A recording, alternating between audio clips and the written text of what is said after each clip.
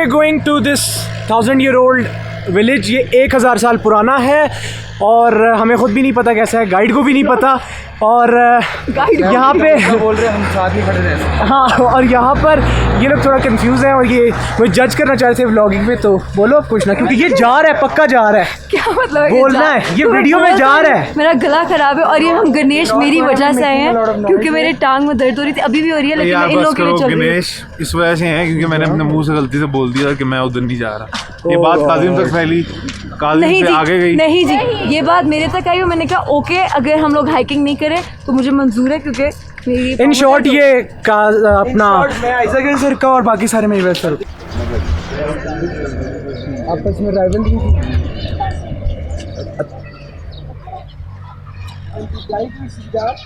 ऊपर जाके मारते थे लोगों को असैसिन क्रीड की तरह। We have this small guide है, छोटा सा बच्चा है और ये इस विलेज में हमें गाइड करेगा। बच्चा नहीं, ये वाला बच्चा नहीं है, वो आगे वाला बच्चा है, यू नो, लेम जोक्स वगैरह।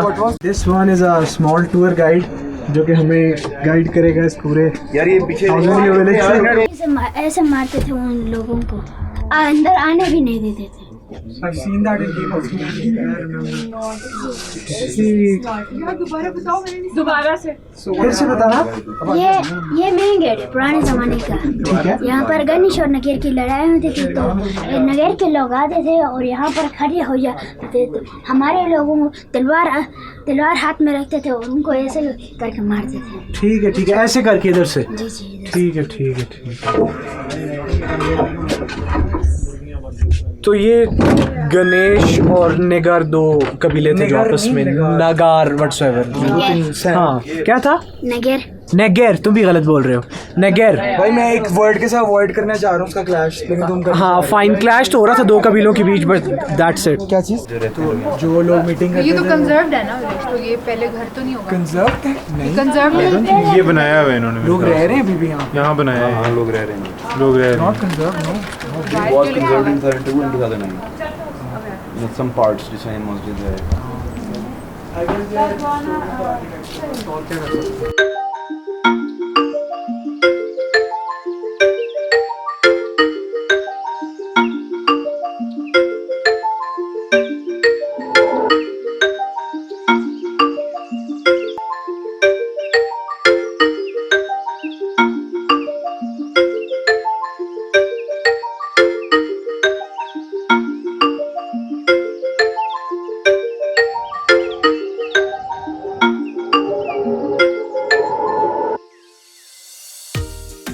और यहाँ के लोग बहुत खूबसूरत है। अब इस बच्ची की स्माइल को ही देख लो। मैं इस वीडियो को कितनी बार देख चुका हूँ और मुझे हर बार ये वीडियो बिल्कुल पहली बार की तरह लगती है। यहाँ के लोग हद से ज़्यादा खूबसूरत है और यहाँ के बच्चे, आप जब इनको देखते हो तो आपके चेहरे पे एक अलग सी स्माइल आ जाती है जो कि आपको शायद और फीलिंग कहीं पर ना मिले। अब जब आप इस गाँव में जाएंगे तो इन अंकल ने ही आपको गाइड करना है, उस बच्चे ने गाइड नहीं करना। दरअसल ये अंकल मौजूद नहीं थे, इस वजह से उस बच्चे ने हमें गाइड किया और इन्होंने हमें इन पहाड़ों के बारे में बताया कि क्यों ये गांव बिल्कुल पहाड़ के किनारे पर बना हुआ है, ताकि पीछे से दुश्मन हमला ना कर सके, जिस तरह अभी आप फुटेज में देख रहे हैं। और आगे तो इन लोगों ने ऑलरेडी दीवारें लगाई हुई हैं, इनके मुँह से ही सुन लें। ये छोटे सुराख इस्तेमाल होते थे, तो जो ये दुश्मन उनके तीरों के इफेक्टिव रेंज में यानी कारगर रेंज में जब पहुंच जाता था तो ये बीच के छोटे से सुराखों को खोल के, जो बड़े सुराख हैं उनको खोल के वहाँ से दुश्मन के ऊपर वो तीरंदाजी किया करते थे। तो इसके चारों साइडों पर सेम सिस्टम है। वो अभी भी इसको बंद किया है ट्रायंगल से। नीचे से नहीं, वो नीचे जो इसके पूर्व जवार में रहने वाले अफराद हैं उन्होंने थोड़ा बहुत एतराज़ किया कि हमारी प्राइवेसी ख़राब होती है, तो इसलिए फिर हम ऊपर लेके नहीं जा सकते। हाँ, बात तो अंकल की भी ठीक है, चाहे 1000 साल पुराना हो या 2000 साल पुराना हो, लोग तो यहाँ पर रहते हैं ना, इसलिए प्राइवेसी का ख्याल रखना ज़रूरी है। अब बहुत लंबी बात हुई हमारी और अंकल के बीच में और उन्होंने हमें बड़ी हिस्ट्री बताई।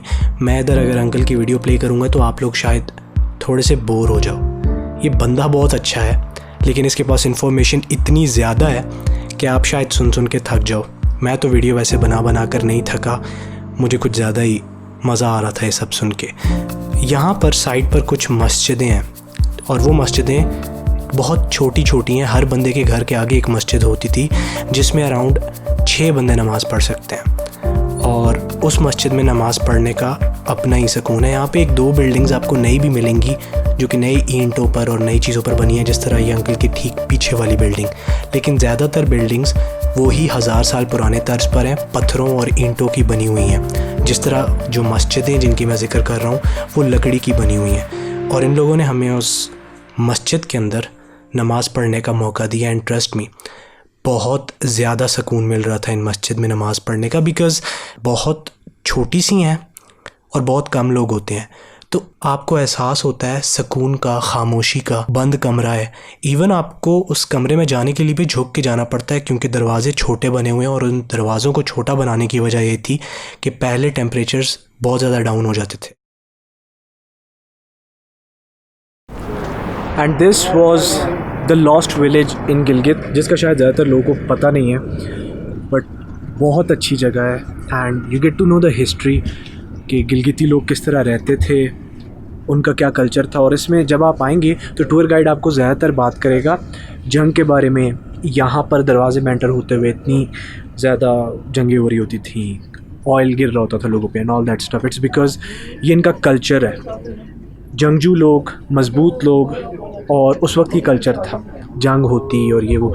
अब तो काफ़ी अमन है, बट ये जो गांव है ये सच में 1 साल पुराना, जो पुरानी वाइब है ना वो ये देता है। It's just so great. और जब आप गिलगित आए हुए हैं तो इस गांव के अंदर आपने ज़रूर आना है।